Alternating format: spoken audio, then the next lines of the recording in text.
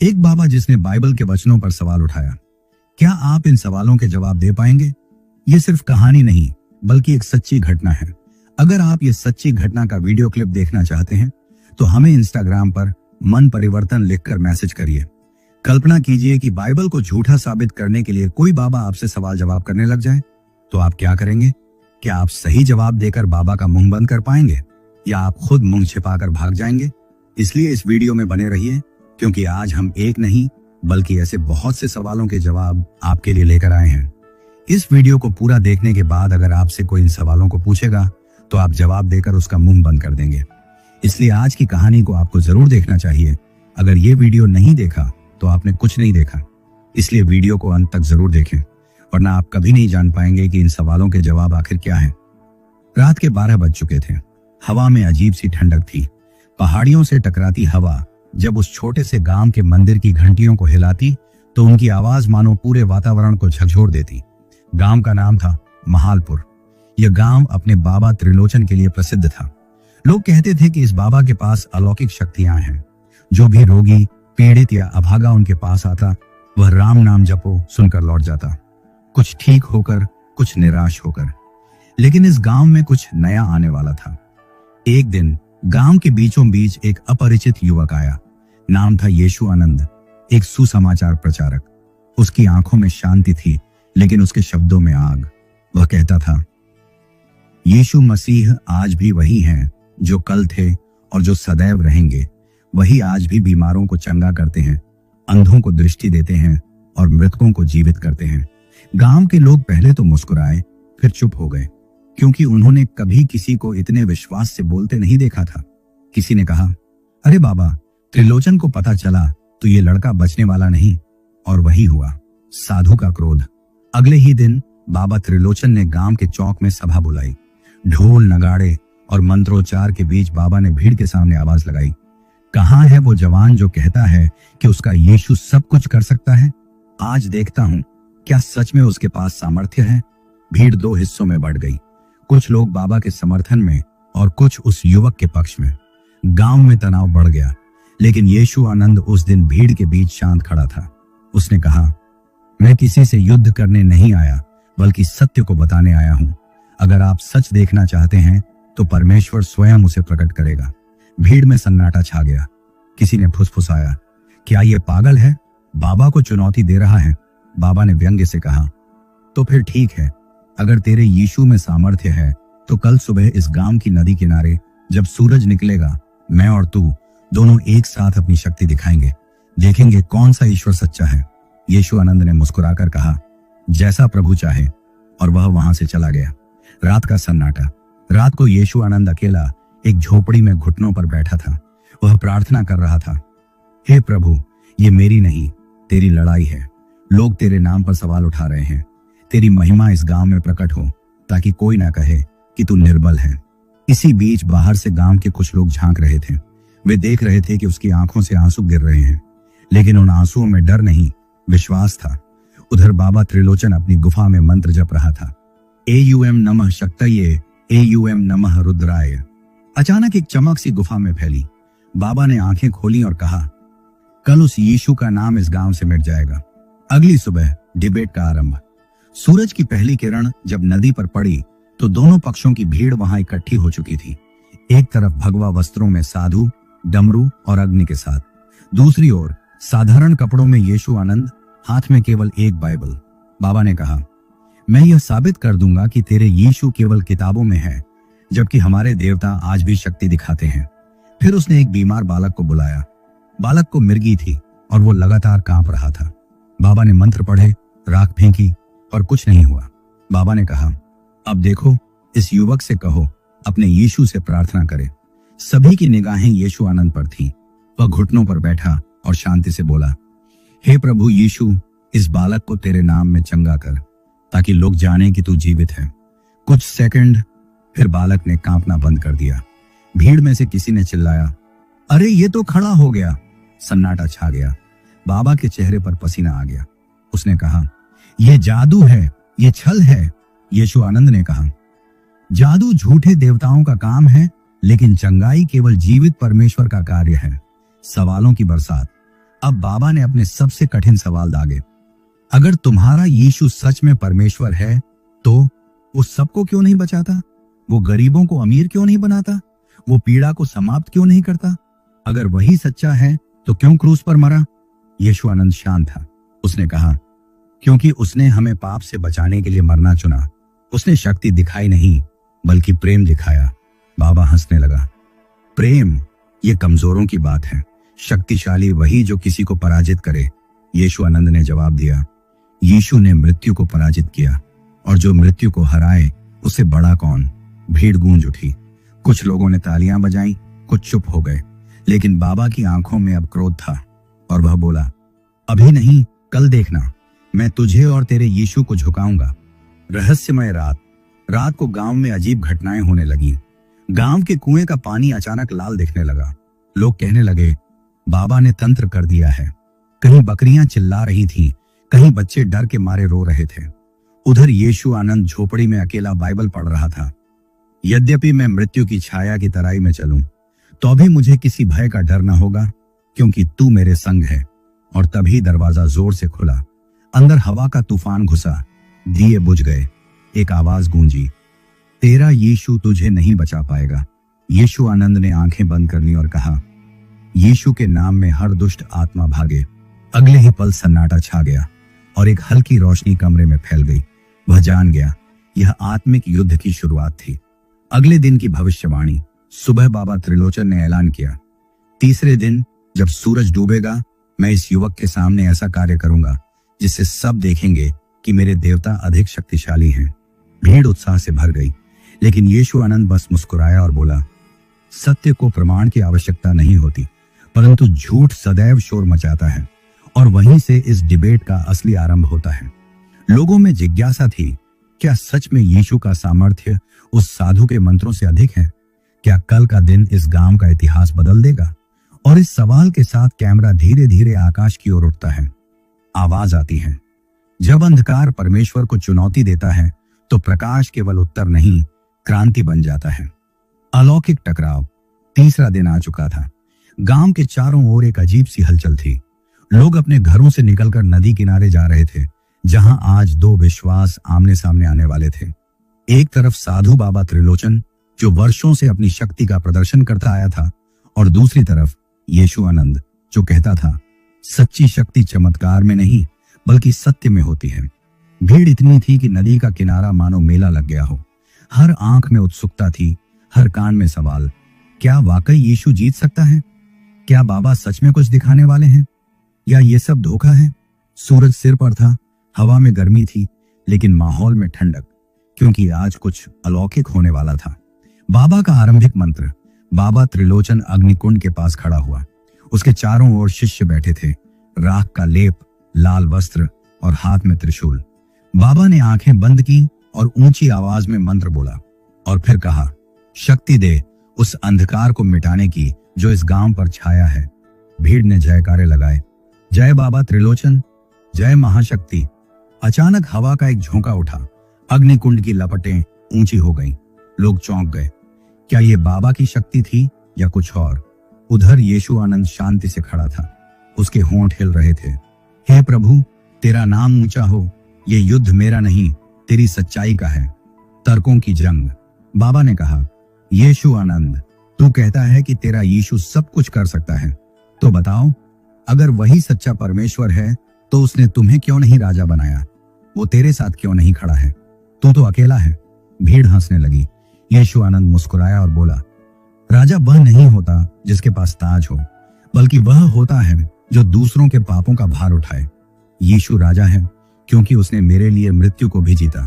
बाबा ने फिर कहा, अगर तेरे यीशु में सामर्थ्य है तो आकाश से वर्षा गिरवा दे। भीड़ चिल्लाई, हाँ दिखाना।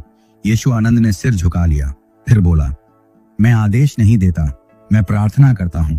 परमेश्वर को कोई नियंत्रित नहीं कर सकता। तभी आसमान पर बादल छाने लगे, हवा चलने लगी और अचानक हल्की बूंदें गिरने लगी। भीड़ चुप। बाबा के शिष्य भी पीछे हट गए। यीशुआनंद ने कहा, देखा, जब इंसान झुकता है तो स्वर्ग झुकता है। आत्मिक टकराव की शुरुआत। बाबा ने अब गुस्से में आकर कहा, अब देख मेरे देवता की शक्ति। उसने एक बालक को आगे बुलाया। वो बालक कई दिनों से बोल नहीं पाता था। बाबा ने राख उसकी जीभ पर लगाई, मंत्र पढ़ा, लेकिन बालक वैसे ही खड़ा रहा। बाबा चिल्लाया, यह तेरे जादू से बंद हो गया है। यीशु आनंद ने कहा, नहीं बाबा, ये आत्मिक बंधन में है। वह आगे बढ़ा, बालक के सिर पर हाथ रखा और बोला, यीशु मसीह के नाम में बोल। बालक ने अचानक कहा, यीशु, और पूरे गांव में सन्नाटा छा गया। बाबा पीछे हट गया। उसके शिष्य डर के मारे भागने लगे, लेकिन बाबा बोला, यह माया है, मैं इस माया को खत्म कर दूंगा। रहस्यमय अग्निकुंड। बाबा ने अग्निकुंड के चारों ओर मंत्रों की रेखा खींची, फिर कहा, अगर तेरे यीशु में सच में शक्ति है तो इस अग्नि में पैर रखकर दिखा। भीड़ ने सांस रोक ली। यीशु आनंद शांत था। उसने कहा, मैं खुद को नहीं, पर तेरे सामने परमेश्वर की महिमा को दिखाऊंगा। वह आगे बढ़ा। भीड़ के होंठ सूख गए। उसने प्रार्थना की, हे प्रभु, जैसा तूने मूसा के साथ किया वैसा मेरे साथ कर। फिर उसने धीरे धीरे अग्निकुंड की ओर कदम बढ़ाया। लपटें ऊंची उठी, लेकिन जैसे ही उसने पैर रखा, अग्नि पीछे हट गई। लोग चिल्ला उठे, अरे आग नहीं जला रही। बाबा के चेहरे पर भय था। उसने अपने मंत्रों से आग को और भड़काना चाहा, पर कुछ नहीं हुआ। यीशु आनंद ने कहा, जहां सच्चा प्रकाश होता है वहां अंधकार की कोई शक्ति नहीं। साधु की आखिरी चाल। बाबा अब निराश नहीं बल्कि क्रोधित था। उसने अपने हाथ में त्रिशूल उठाया और कहा, तेरे यीशु को बुला, देखता हूं क्या वो तुझे बचा पाता है। वह त्रिशूल लेकर दौड़ा। भीड़ चीख उठी, लेकिन जैसे ही त्रिशूल यीशु आनंद के करीब पहुंचा, एक अदृश्य दीवार जैसी शक्ति ने बाबा को पीछे धकेल दिया। वह जमीन पर गिर पड़ा। त्रिशूल दूर जा गिरा। बाबा चीखा, कौन है, कौन? और तभी एक आवाज गूंजी, मैं हूं जो प्रारंभ और अंत हूं। भीड़ में बिजली सी दौड़ गई। कुछ लोग गिरकर रोने लगे, कुछ ने सिर झुका लिया। बाबा त्रिलोचन ने डरते हुए कहा, अगर तू सच में है तो मुझे प्रमाण दे। तभी आसमान में एक चमक हुई और नदी के पार खड़ा एक अंधा व्यक्ति अचानक चिल्लाया, मैं देख सकता हूं, मैं देख सकता हूं। भीड़ हक्की बक्की रह गई। बाबा का हृदय परिवर्तन। बाबा के हाथ कांपने लगे। उसकी आंखों से आंसू निकलने लगे। वह जमीन पर गिर पड़ा। यीशु आनंद उसके पास गया, हाथ रखा और कहा, बाबा, प्रभु तुझसे प्रेम करता है। बाबा बोला, मैंने जीवन भर शक्ति खोजी, लेकिन आज पहली बार मैंने सत्य को देखा है। भीड़ मौन थी। किसी ने धीरे से कहा, यीशु जीवित है। बाबा ने अपने गले का माला उतार दी। उसने अग्निकुंड की राख ली और कहा, अब यह राख नहीं, यह गवाही है कि कोई भी शक्ति जीवित परमेश्वर से बड़ी नहीं। आधी रात की परीक्षा। रात फिर गहरी हो गई। यीशु आनंद नदी किनारे अकेला प्रार्थना कर रहा था। तभी अचानक वही गुफा की अंधेरी छाया उसके सामने आई। एक दुष्ट आत्मा जिसने बाबा को वर्षों तक बांध रखा था। उसने कहा, तूने मेरा साधन छीन लिया, अब मैं तुझे मिटा दूंगा। यीशु आनंद ने आंखें बंद की और कहा, यीशु के नाम में पीछे हट। आत्मा चिल्लाई। आसमान में बिजली कड़की और आवाज आई, तेरे नाम में हर घुटना झुकेगा। छाया गायब हो गई। नदी फिर शांत हो गई। नया सवेरा। सुबह जब गांव वाले उठे तो देखा कि बाबा त्रिलोचन अब गांव के चौक में बैठा है और उसके पास वही बाइबल रखी है। लोग इकट्ठे हुए। बाबा बोला, मैंने बहुत देखा, बहुत किया, पर आज जान लिया कि सच्ची शक्ति नम्रता में है और सच्चा परमेश्वर वही है जो प्रेम सिखाए। भीड़ में से किसी ने पूछा, अब तुम क्या करोगे बाबा? वह मुस्कुराया, अब मैं बाबा नहीं, मैं उसका सेवक हूं जिसने मुझे क्षमा किया। उस दिन गांव का माहौल बदल गया। लोगों ने अपने देवताओं की मूर्तियां हटाई और पहली बार उस छोटे से गांव में सुसमाचार की आवाज गूंजी, यीशु जीवित है, अंत नहीं, आरंभ। जहां धर्म समाप्त होता है वहां सत्य प्रारंभ होता है। जहां शक्ति गिरती है वहां प्रेम खड़ा होता है और जहां मनुष्य हार जाता है वहां यीशु जीतता है। लेकिन कहानी यहां खत्म नहीं होती, क्योंकि उस रात जब सब सो चुके थे, किसी ने बाबा की झोपड़ी के पास अंधेरे में एक छाया को फिर से देखा। वो कौन था? क्या युद्ध सच में खत्म हुआ था या कोई और सामर्थ्य आने वाली थी? छाया की वापसी। 3 दिन बीत चुके थे उस दिन को जब बाबा त्रिलोचन ने यीशु के सामर्थ्य को देखा था।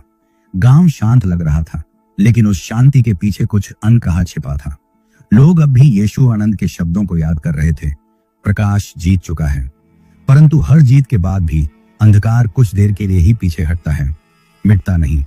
रात के समय गांव के बाहर वाले जंगल से अजीब आवाजें आने लगी। कभी कोई जानवर की कराह, कभी कोई फुसफुसाहट। गांव की औरतें कहती, शायद कोई आत्मा अब भी भटक रही है।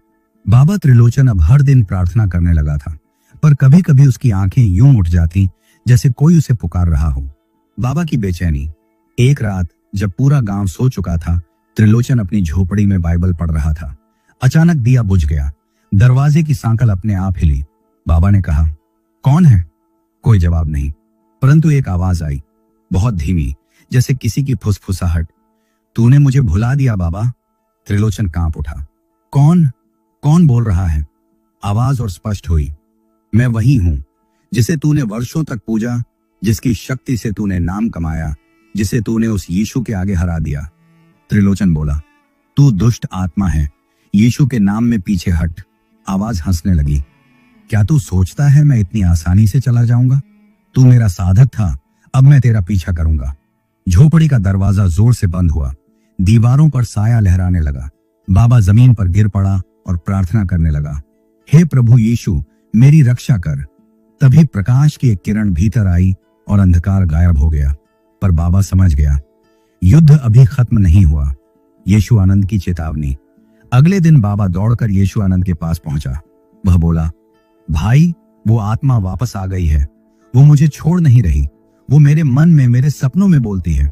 यीशु आनंद ने शांत स्वर में कहा, त्रिलोचन, याद रखो, जब कोई व्यक्ति अंधकार को छोड़ता है तो अंधकार उसे खोना नहीं चाहता। पर अब तू उसका नहीं, तू उस परमेश्वर का है जिसने तुझे मुक्त किया। बाबा ने कहा, लेकिन मैं बहुत डरता हूं।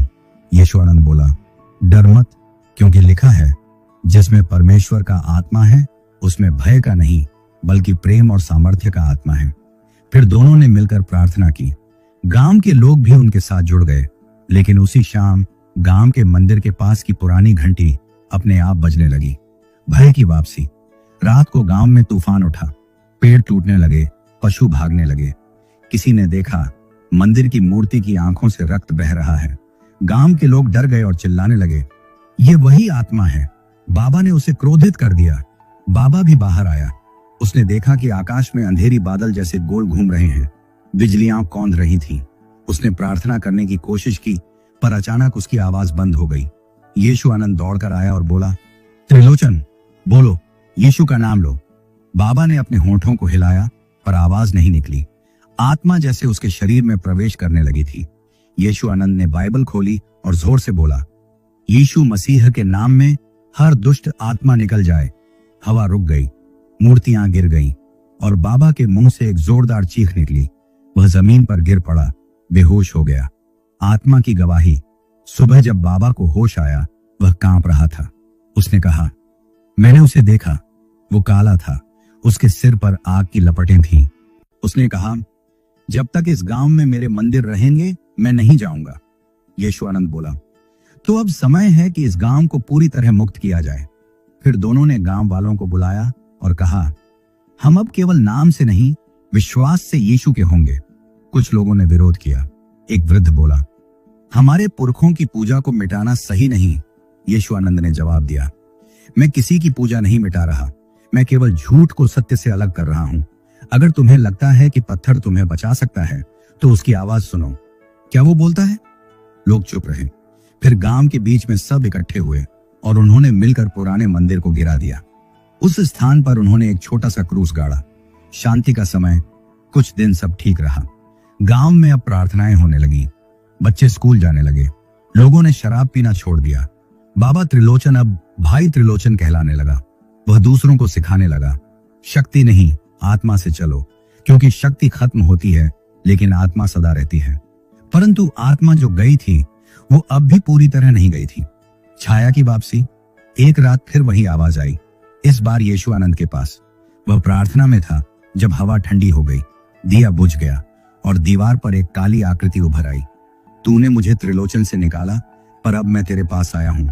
यीशु आनंद ने कहा, यीशु के नाम में तू मेरा कुछ नहीं बिगाड़ सकता। आवाज हंसी। तू सोचता है मैं शरीर में रहता हूं?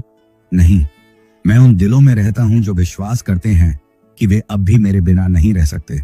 दीवार कांपने लगी। बाइबल जमीन पर गिर गई और यीशु आनंद का शरीर ठंडा पड़ने लगा। पर उसने आंखें बंद की और कहा, प्रभु मैं डरूंगा नहीं, क्योंकि तू मेरे संग है। एक चमक फैली, आत्मा पीछे हटी, पर एक काली धूल जैसी लहर हवा में रह गई। गांव में अंधकार। अगले कुछ दिनों में अजीब घटनाएं होने लगी। गांव के कुएं में पानी काला दिखने लगा। लोगों के सपनों में कोई बोलने लगा, वो लौट आया है। कुछ बच्चों को बुखार आने लगा, कुछ मवेशी मर गए। लोग डरने लगे। भाई त्रिलोचन ने कहा, हम सबको फिर से प्रार्थना में एकजुट होना होगा।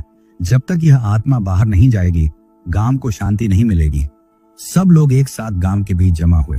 बाइबल पढ़ी गई, भजन गाए गए, लेकिन जैसे जैसे नाम यीशु लिया जा रहा था, हवा और ठंडी होती जा रही थी, जैसे कोई और शक्तिशाली उपस्थिति वहां मौजूद थी। आत्मिक युद्ध। तूफान के बीच अचानक गांव के बीच में बिजली गिरी। लोग डर कर गिर पड़े और एक गहरी भयानक आवाज गूंजी, तुम सोचते हो मैं चला गया? ये गांव मेरा था और फिर से मेरा होगा।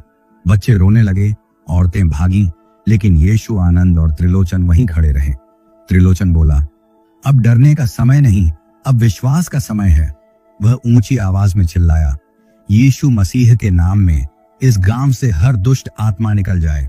हवा घूमने लगी, धूल का बवंडर उठा, लोगों के कपड़े उड़ने लगे, आसमान लाल हो गया। यीशु आनंद ने बाइबल उठाई और बोला, क्योंकि लिखा है, प्रकाश अंधकार में चमकता है और अंधकार उसे ग्रहण नहीं कर सका। अचानक आसमान से एक सफेद रोशनी नीचे आई। सन्नाटा छा गया। गांव के चारों ओर एक अदृश्य घेरा बन गया और वो काली छाया हवा में तड़पने लगी। मैं लौटूंगा, तुम मुझे हमेशा नहीं रोक पाओगे। फिर वह आवाज गायब हो गई। आकाश साफ हो गया। लोग जमीन पर गिरकर रोने लगे, खुशी से, शांति से। सुबह गांव में पहली बार बच्चों की हंसी गूंजी। पानी फिर से साफ था। हवा में अब शांति थी। यीशु आनंद ने कहा, छाया गई नहीं, लेकिन वो जानती है कि अब यहां उसका स्थान नहीं। त्रिलोचन ने मुस्कुराते हुए कहा, सच, प्रकाश जब एक बार दिल में बस जाता है तो अंधकार केवल दरवाजे के बाहर भटकता रह जाता है। गांव के लोगों ने उस दिन को प्रकाश पर्व घोषित किया। हर साल उस दिन वे नदी किनारे इकट्ठे होकर वही भजन गाते, प्रभु मेरा रखवाला है, मुझे किसी बात की घटी ना होगी। लेकिन रात को जब सब सो जाते, दूर पहाड़ी की गुफा से कोई आवाज फिर आती, मैं अब भी यहां हूं। जब स्वर्ग और धरती टकराए, रात का तीसरा पहर था। आश्रम के चारों ओर सन्नाटा पसरा हुआ था। हवा में धूप और गंगाजल की मिली जुली खुशबू थी। साधु अनंत आनंद अब उस दिव्य संग्राम की तैयारी में थे जो उन्होंने खुद अपने अहंकार से बुलाया था। उनके चारों ओर हजारों लोग जमा थे, कुछ उनके अनुयायी, कुछ मीडिया के लोग और कुछ वो जो यह देखने आए थे कि क्या वास्तव में कोई ईसाई परमेश्वर किसी हिंदू संत को उत्तर देगा। मंच के एक ओर बाइबल रखी थी और दूसरी ओर साधु के महाशिव ग्रंथ का विशाल संस्करण। हवा में तनाव था। हर व्यक्ति की सांस जैसे थम गई थी। उसी बीच यूथ पास्टर दिव्य राज मंच पर पहुंचे। उनके चेहरे पर एक अजीब सी शांति थी। साधु मुस्कुराए, लेकिन उस मुस्कुराहट में व्यंग्य था। सवालों की बारिश। साधु, तो तुम कहते हो कि यीशु ही एकमात्र मार्ग है? तो क्या हमारे देवता झूठे हैं? क्या हजारों सालों की साधना, वेद, तप और त्याग सब व्यर्थ हैं? दिव्यराज, नहीं बाबा, लेकिन सत्य एक ही है, चाहे कोई भी उसे खोजे। जैसे सूर्य एक है, पर उसकी किरणें हर दिशा में जाती हैं। फर्क इतना है कि कोई सीधी धूप में खड़ा है और कोई छाया में। भीड़ में फुसफुसाहट शुरू हो गई। साधु ने अपनी कमंडल उठाई और बोले, साधु, सूर्य सत्य? तो बताओ, अगर तुम्हारा यीशु ही सत्य है तो उसने मुझे अभी तक कोई चिन्ह क्यों नहीं दिखाया? मैं दशकों से ध्यान कर रहा हूं, कई बार मरकर लौट चुका हूं और आज तक मुझे यीशु नाम का कोई प्रकाश नहीं दिखा। क्या वह सिर्फ किताबों में है? दिव्यराज, नहीं बाबा, वह जीवित है, पर वह उन पर नहीं उतरता जो उसे परीक्षा में डालते हैं। उसने कहा था, तू अपने परमेश्वर की परीक्षा न लेना। साधु मुस्कुराए, तो अब वही होगा, एक परीक्षा, चुनौती का क्षण। साधु ने मंच पर आग की एक छोटी वेदी जलवाई। उन्होंने कहा, अगर तुम्हारा परमेश्वर जीवित है तो वह इस अग्नि को बिना छुए शांत कर दे, अगर नहीं तो जान लो यह सब एक छल है। भीड़ चुप। कुछ ईसाई लोग भय में प्रार्थना करने लगे। दिव्य राज ने बाइबल उठाई और भजन संहिता 46 पढ़ा। परमेश्वर हमारा शरण स्थान और बल है, संकट में अति सहज से मिलने वाला सहायक। फिर उन्होंने अपनी आंखें बंद की और बस इतना कहा, प्रभु अपनी महिमा प्रकट कर। कुछ क्षणों तक कुछ नहीं हुआ। हवा ठहरी हुई थी। अचानक एक तेज हवा चली जो पहले तो धीरे से वेदी के चारों ओर घूमी, फिर एक झोंके में आग बुझ गई। लोग दंग रह गए। साधु के चेले घबरा गए, लेकिन साधु शांत थे। यह हवा थी, उन्होंने कहा, संयोग था। पर अंदर ही अंदर उनका चेहरा हल्का पीला पड़ चुका था। तत्वों का द्वंद्व। अगले दिन साधु ने नया खेल शुरू किया। उन्होंने कहा, अब मैं तुम्हारे यीशु को बुलाता हूं। अगर वह वास्तव में परमेश्वर है तो मेरे शरीर से यह जहर निकाल दे जो मैं पीने जा रहा हूं।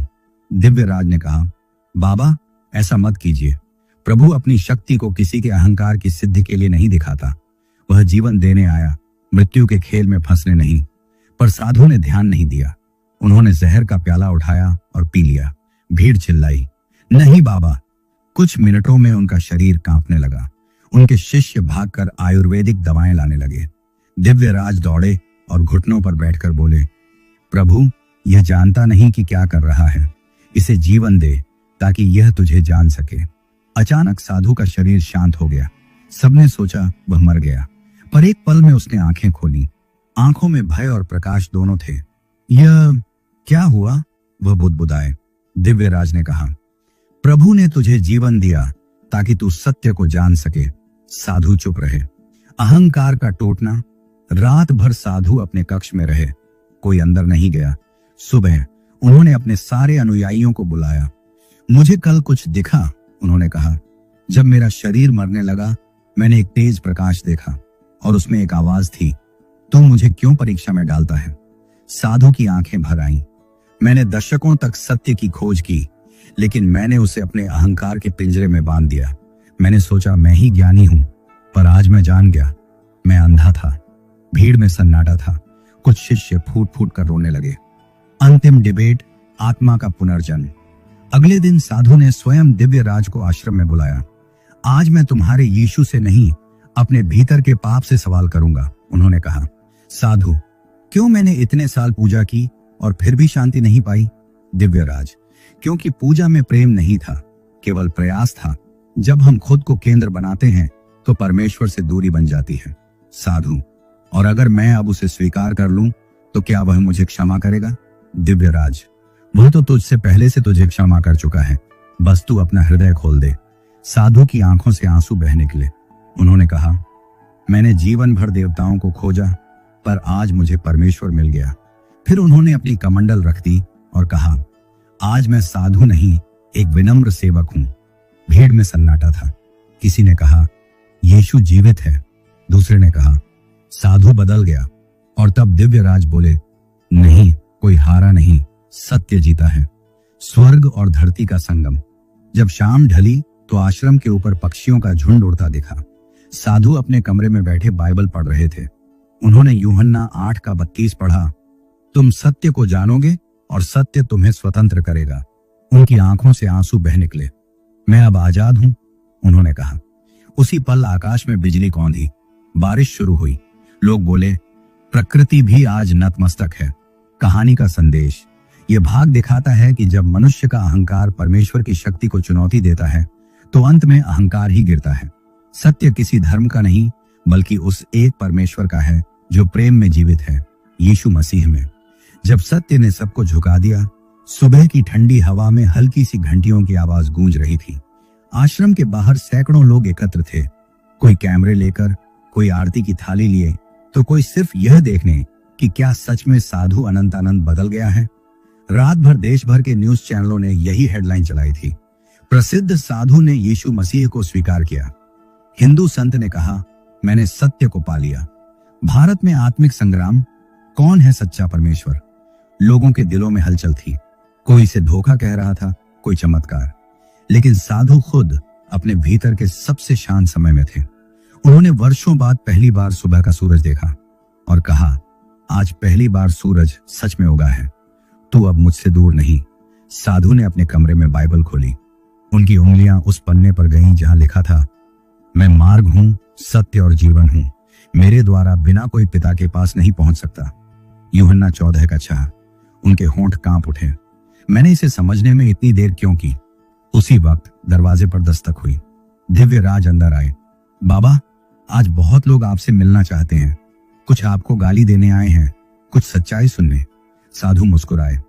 जो मुझे गाली देंगे वही सबसे ज्यादा मेरे जैसे हैं, क्योंकि कभी मैं भी ऐसा ही था। आत्मिक सभा। आश्रम के आंगन में मंच सजा था। हजारों लोग मौजूद थे। कैमरे ऑन थे। मीडिया चैनलों के माइक हवा में लहर रहे थे। साधु मंच पर आए। अब उनके कपड़े वही थे, लेकिन उनकी चाल बदल चुकी थी। पहले जहां उनके कदमों में घमंड था, अब हर कदम में नम्रता थी। उन्होंने माइक पकड़ा और कहा, मैं आज किसी धर्म का प्रचार करने नहीं आया, मैं सत्य बताने आया हूं। सालों तक मैंने सोचा मैं ईश्वर को जानता हूं। मैंने ध्यान किया, तप किया, मंत्र जपे, लेकिन भीतर का अंधकार खत्म नहीं हुआ। और फिर एक दिन जब मैंने यीशु को चुनौती दी, मैं हार गया। पर उस हार में ही मैंने जीत पाई। भीड़ चुप, सिर्फ हवा बह रही थी। वो मुझे नहीं हराए, उन्होंने मुझे मुक्त किया। उनके ये शब्द सुनकर दिव्य राज की आंखें भर आईं। जनता का विद्रोह। भीड़ में से कुछ लोग चिल्लाए, ये ईसाई बन गया है, धर्म बदल दिया इसने, धोखा है ये। कई अनुयायी मंच की ओर बढ़े। माहौल बिगड़ गया। कुछ ने मंच पर चढ़ने की कोशिश की। दिव्य राज ने माइक लिया, भाइयों शांत रहिए, सत्य किसी धर्म की बपौती नहीं है। जिस परमेश्वर की आप पूजा करते हैं वही परमेश्वर अनंतानंद बाबा को भी मिला, बस नाम अलग था, रूप वही था। परमेश्वर एक है और उसका नाम यीशु है। एक क्षण के लिए सन्नाटा छा गया। फिर किसी ने जोर से कहा, अगर ये सत्य है तो हमें कोई प्रमाण दो। भीड़ ने तालियां मारी, नारे लगे, सत्य का प्रमाण चाहिए। साधु शांत थे। उन्होंने अपनी आंखें बंद की और कहा, ठीक है, मैं कोई प्रमाण नहीं दूंगा, मेरा परमेश्वर देगा। स्वर्ग का संकेत। अचानक आसमान में बादल घिर आए। तेज हवा चली। भीड़ घबराई। कैमरे झूलने लगे। पेड़ झूम उठे। साधु ने हाथ उठाकर कहा, डरो मत, ये दंड नहीं, ये दया है। आकाश में बिजली कौंधी और उसी पल मंच के ठीक ऊपर एक तेज प्रकाश उतरा। लोगों की आंखें झपक गईं। कई लोग घुटनों पर गिर पड़े। प्रकाश धीरे धीरे फैला और उसके बीच एक हल्का सा रूप दिखाई दिया, जैसे कोई व्यक्ति अपने हाथ फैलाए खड़ा हो, प्रकाश में लिपटा हुआ। कोई कुछ बोल नहीं पा रहा था, सिर्फ एक आवाज हवा में गूंजी, मैंने इसको चुना है ताकि तुम जानो कि मैं जीवित हूं। और फिर सब शांत हो गया। प्रकाश गायब, आकाश निर्मल। भीड़ के चेहरों पर आंसू थे। किसी ने कहा, मैंने देखा। दूसरा बोला, वो यीशु था। तीसरा बस रोता रहा। परिवर्तन की गवाही। उस दिन के बाद सैकड़ों लोग जो साधु के अनुयायी थे, आश्रम छोड़कर बाइबल अध्ययन में जुड़ गए। पर साधु ने कहा, मैं किसी को मजबूर नहीं करूंगा, सत्य को जबरन नहीं, प्रेम से स्वीकारो। वे गांव गांव गए, शहर शहर गए। हर जगह कहते, मैं धर्म नहीं बदल रहा, मैं अपने निर्माता को पहचान रहा हूं। उनका एक भाषण वायरल हो गया। लाखों लोगों ने देखा। लोग लिखने लगे, अगर अनंतानंद जैसे व्यक्ति यीशु को मान सकता है तो कुछ तो सच्चाई होगी। सत्ता का हस्तक्षेप। लेकिन यह सब सबको अच्छा नहीं लगा। कुछ धार्मिक संगठनों ने केस दर्ज कराया। यह धर्मांतरण है। टीवी डिबेट शुरू हुई। क्या साधु अनंतानंद ब्रेन वॉश का शिकार हुए? क्या ईसाई प्रचारक लोगों को गुमराह कर रहे हैं? साधु को पुलिस स्टेशन बुलाया गया। ऑफिसर ने पूछा, बाबा आपने धर्म क्यों बदला? साधु मुस्कुराए, मैंने धर्म नहीं बदला, मैंने दिशा बदली। ऑफिसर ने कुछ नहीं कहा, फाइल बंद कर दी। अंतिम दिन।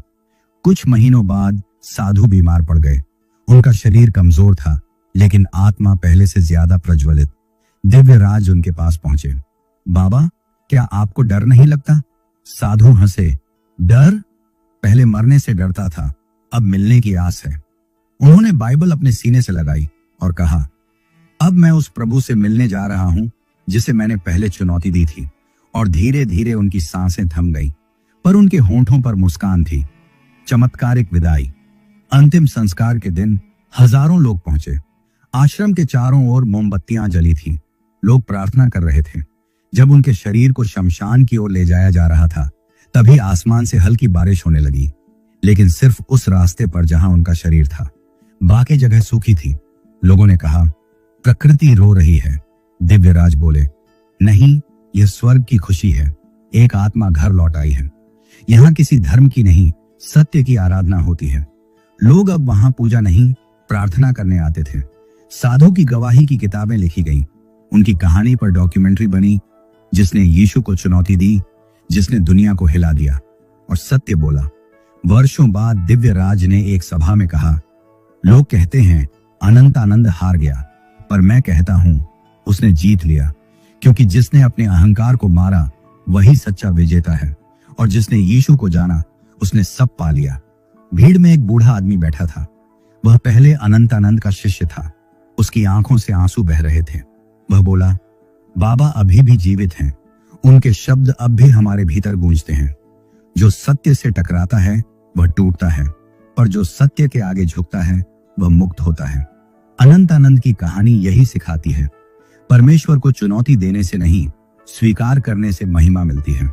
वह किसी धर्म, जाति, भाषा या देश का नहीं, वह सबका है जो नम्र होकर कहता है, प्रभु मुझे अपने जैसा बना। इस पूरी कहानी से हमें क्या सीखने को मिलता है? हर इंसान सत्य की खोज में है। कोई उसे मंदिर में ढूंढता है, कोई मस्जिद में, कोई किताबों में, तो कोई अपने भीतर। लेकिन अनंतानंद साधु की कहानी हमें यह दिखाती है कि जब खोज का केंद्र मैं होता है तब सत्य हमसे दूर हो जाता है, और जब खोज का केंद्र वह होता है तब सत्य स्वयं हमें ढूंढ लेता है। यही इस पूरी घटना का